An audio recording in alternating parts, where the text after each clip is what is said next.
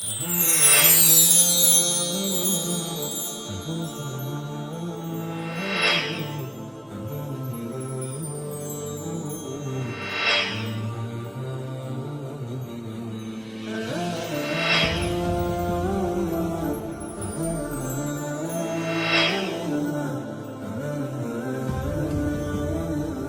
اللہ الرحمن الرحیم۔ فوائد مکیہ مقدمہ کے سبق نمبر 4 میں خوش آمدید۔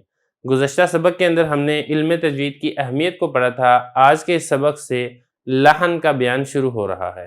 لحن کہتے کس کو ہیں، یہ کیا ہوتا ہے، اس کی کتنی قسمیں ہیں، وہ ہم انشاءاللہ آگے چل کے پڑھیں گے۔ عبارت دیکھ لیں، کتاب کی عبارت ہے: اگر تجوید سے قرآن مجید نہ پڑھا گیا تو پڑھنے والا خطا وار کہلائے گا، پھر اگر ایسی غلطی ہوئی کہ ایک حرف دوسرے حرف سے بدل گیا۔ آگے بھی عبارت ہے لیکن وہ ہم نے یہاں پر ابھی نہیں لکھی، وہ انشاءاللہ آگے چل کے لکھیں گے۔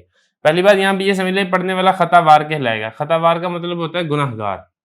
تو اگر قرآن مجید تجوید سے پڑھیں گے تو ٹھیک ہے، اگر آپ نے قرآن مجید تجوید سے نہ پڑھا تو پڑھنے والا گناہ گار ہوگا۔ گناہ گار اس لیے ہوگا کہ اس نے قرآن مجید کی مخالفت کی ہے، اس نے حدیث کی مخالفت کی ہے، کیونکہ اللہ تعالیٰ اور نبی کریم صلی اللہ علیہ وسلم دونوں ہم سے یہ چاہتے ہیں کہ ہم قرآن مجید کو اسی اسلوب، اسی طرز اور اسی طریقے کے مطابق پڑھیں جس اسلوب، جس طرز اور جس طریقے پر یہ نازل ہوا ہے، اور یہ نازل ہوا ہے تجوید کے ساتھ، لہذا اس کو تجوید کے ساتھ پڑھنا ہی لازم اور ضروری ہے۔ اس کے بعد آگے دیکھیں، اگر ایسی غلطی ہوئی کہ ایک حرف دوسرے حرف سے بدل گیا۔ دیکھیں یہاں سے غلطیوں کی نشاندہی شروع کر رہے ہیں کہ تجوید کے اندر کون کون سی انسان غلطی کرتا ہے۔ اب دوسرے لفظوں میں ہم یہ بھی کہہ سکتے ہیں کہ یہاں سے لحن کا بیان شروع ہو رہا ہے۔ لحن کہتے کس کو ہیں؟ دیکھیں لحن کہتے ہیں غلطی کو، اور قرآن مجید میں جو انسان غلطی کرتا ہے پڑھنے میں، اس غلطی کی دو قسمیں ہیں۔ ایک ان میں ہے لحن جلی، اور دوسری ہے اس میں لحن خفی۔ لحن جلی یہ کہتے ہیں واضح غلطی یعنی بڑی غلطی، اور لحن خفی کہتے ہیں پوشیدہ اور چھوٹی غلطی کو۔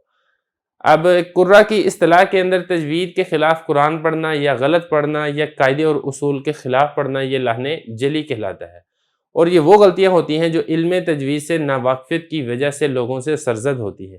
مثال کے طور پہ ایک حرف کو دوسرے حرف سے تبدیل کر دینا، جیسے آتا ہے کل، آپ نے دیکھا ہوگا نا جو چاروں کل ہے اما پارہ کے بالکل آخر میں، وہ اس کا آغاز ہو رہا ہے کل سے، کل یا ایھا الکافرون، کل ھو اللہ احد، کل اعوذ برب الفلق، کل اعوذ برب الناس، وہاں پہ لفظ آ رہا ہے کل۔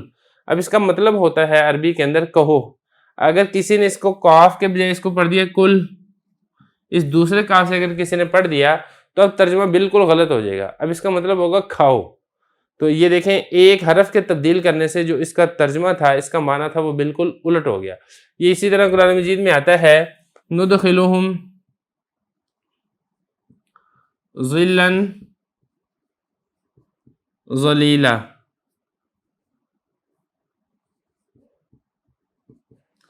یعنی ہم جنتیوں کو داخل کریں گے گھن سائے کے اندر، یعنی جنت کے اندر جو سائے ہوں گے وہ بہت گھنے ہوں گے۔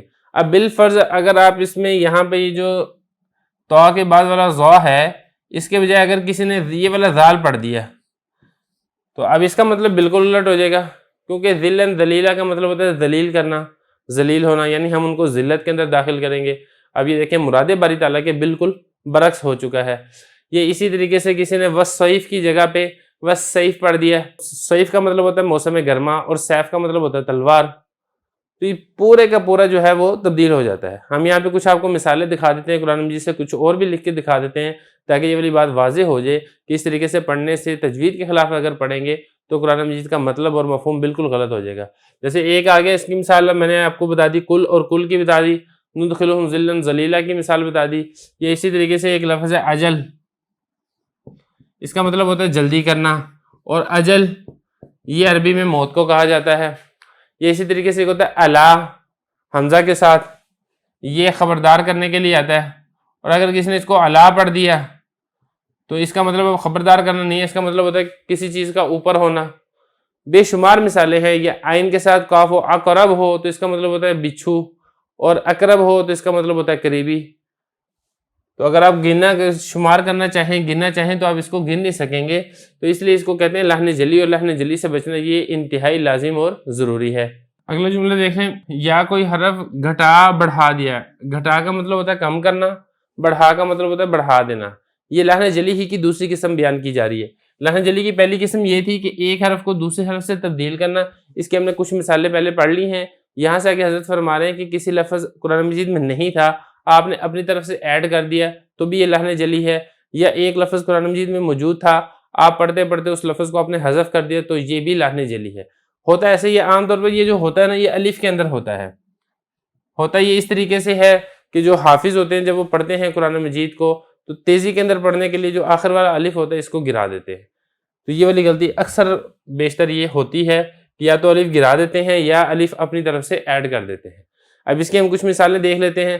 دیکھیں قرآن مجید میں اللہ تعالیٰ حضرت آدم علیہ السلام اور بی بی حوا کے متعلق ارشاد فرماتے ہیں کانا یاکلان طعام، وہاں پہ جو لفظ ہے قرآن مجید میں وہ یہ ہے کانا یاکلان طعام۔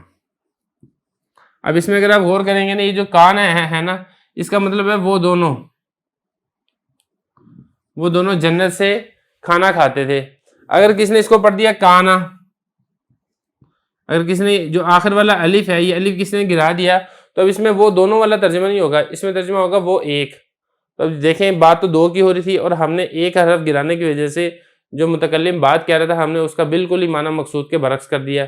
یہ اسی طرح قرآن مجید میں آتا ہے انہی کے متعلق حضرت آدم علیہ السلام اور بی بی حوا کے متعلق قالا ربنا ظلمنا انفسنا، ان دونوں نے کہا کہ اے ہمارے رب ہم نے اپنی جانوں پر ظلم کیا۔ اب کسی نے اگر یہ کالا کے آخر سے الف گرا دیا اور اس کو ایسے پڑھ دیا کالا ربنا ظلمنا انفسنا، تو اب اس کا ترجمہ یہ بنے گا کہ انہوں نے آدم علیہ السلام نے، مطلب اسے بی بی حوا وہ نکل جائیں گی۔ یہ اسی طریقے سے اللہ تعالیٰ قرآن مجید میں ارشاد فرماتے ہیں علم القرآن، کہ رحمان کی ذات وہ ہے جس نے انسان کو قرآن مجید کی تعلیم دی۔ اگر کسی نے علامہ کے بدلے میں اس کو پڑھ دیا علامہ، اب اس میں مطلب یہ بنے گا کہ دو بندوں نے قرآن مجید کی تعلیم دی، حالانکہ پیچھے ذات ایک ہے، اللہ تعالیٰ کی ذات ہے، تو ایک حرف بڑھانے سے وہ ایک کے بجائے اب دو ذات بنا دیا آپ نے، رحمان کی ذات آپ نے ڈبل کر دی جو کہ کلمہ کفر ہے۔ اس کی بھی آپ کو بے شمار مثالیں مل جائیں گی کہ کوئی حرف اگر اپنی طرف سے آپ بڑھا دیتے ہیں یا کوئی حرف اپنی طرف سے آپ گھٹا دیتے ہیں تو اس سے بھی بالکل ترجمہ معنی اور مفہوم کے اندر غلطی پیدا ہو جاتی ہے۔ یا ساکن کو متحرک یا متحرک کو ساکن کر دیا تو پڑھنے والا گنہگار ہوگا۔ دیکھیں وہی لحن جلی کا ہی بیان ہے۔ لحن جلی کی کچھ صورتیں ہم نے پہلے پڑھ لی ہیں، لحن جلی کی آخری صورت یہاں پر بیان کی جا رہی ہے۔ حقیقت کے اندر یہ دو صورتیں ہیں، ایک صورت تو یہ ہے کہ کوئی حرف قرآن مجید میں ساکن تھا، آپ نے اس کو متحرک کر دیا تو یہ بھی لحن جلی ہے، بڑی غلطی ہے۔ مثال کے طور پہ خلقنا،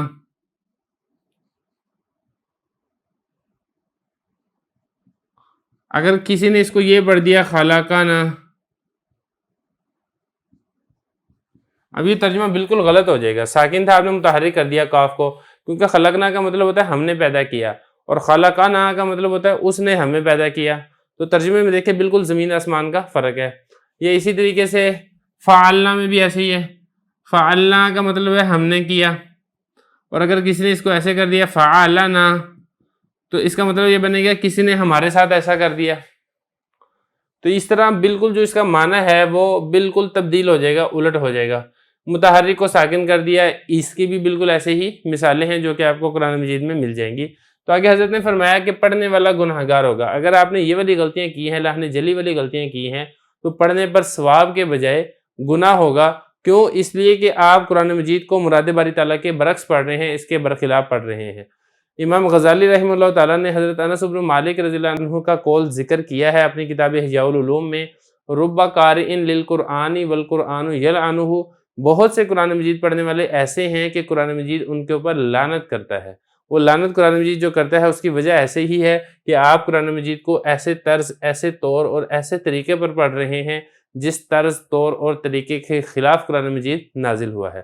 تو یہاں تک بات تھی لحن جلی کی، اس کے بعد آگے شروع ہو رہا ہے لحن خفی، جو کہ ہم انشاءاللہ اگلے سبق سے شروع کریں گے۔